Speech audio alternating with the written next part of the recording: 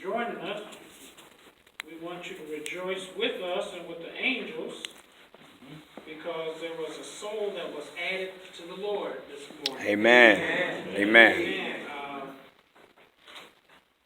Manuel, I know the last name.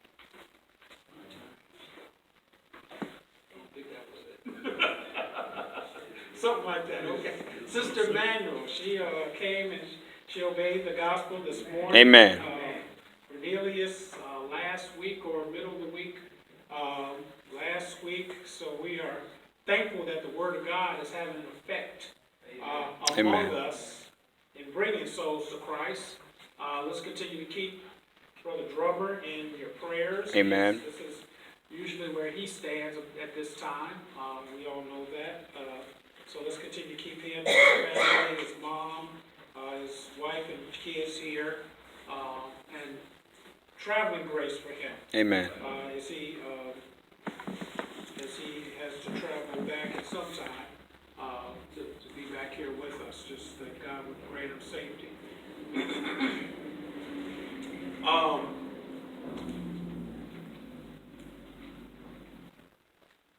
Wasn't sure how to start this message tonight.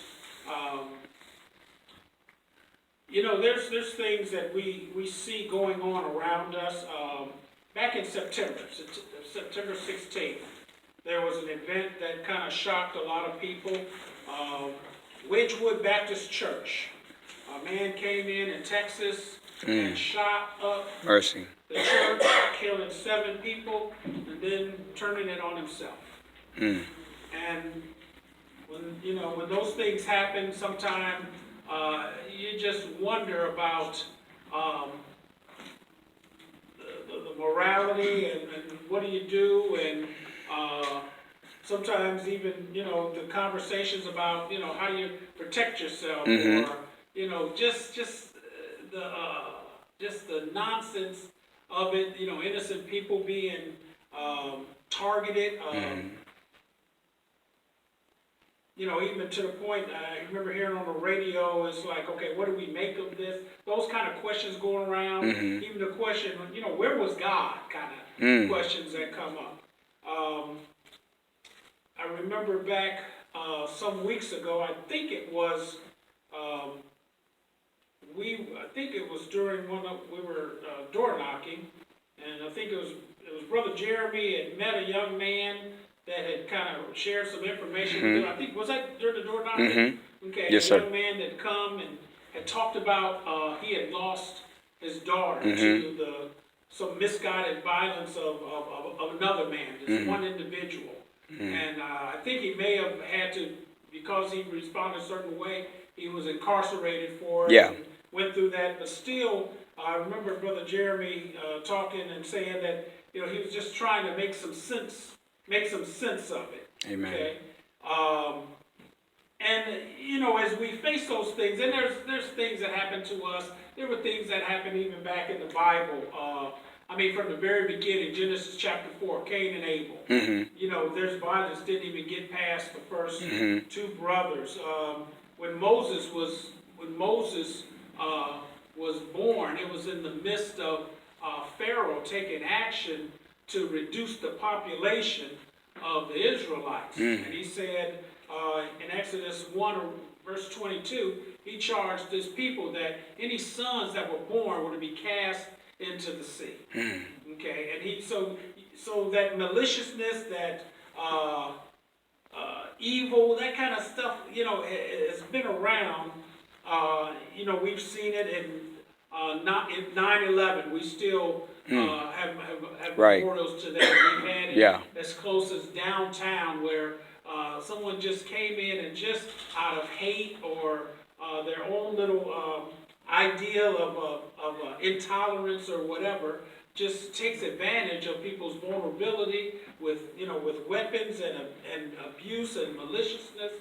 And so we see those things go on, and sometimes it makes it kind of causes a hindrance. Well, one of the things that we talked to Sunday school, and I'm going to use a little bit of this to bounce off into our subject. When we were talking about Elijah and Ahab, commentator brought up the point that sometimes it looks like things get done by evil people, and there's no unjustly, and there's no response to it. He says, from our limited perspective, it can seem as if the wicked always prosper while the righteous suffer unjustly. And sometimes we kind of see that. In some people's eyes, even in the eyes of some of his servants, God's servants that we read about Jeremiah's question God, why does the wicked way, why does the way of the wicked prosper? Why are those happy to deal so treacherously? Jeremiah 12:1. And we get responses from God. God responds in 12:5. If you have run with the footman, and I like this. We talked about this at Sunday school. God responds, if you have run with the footman and have wearied, and they have wearied you, how can you contend with the horses? You get that? God is saying, you know what? I am bigger than what you are able to even handle with me.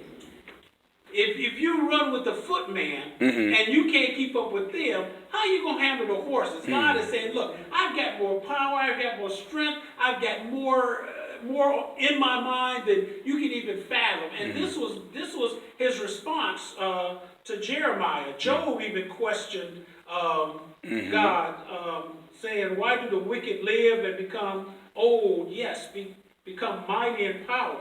In Job 21. And God eventually answers him in 38 through 40, asking him questions, saying, where were you when I established all the different things, all the different properties of the earth, setting the sun in the sky and keeping the moon so that the moon and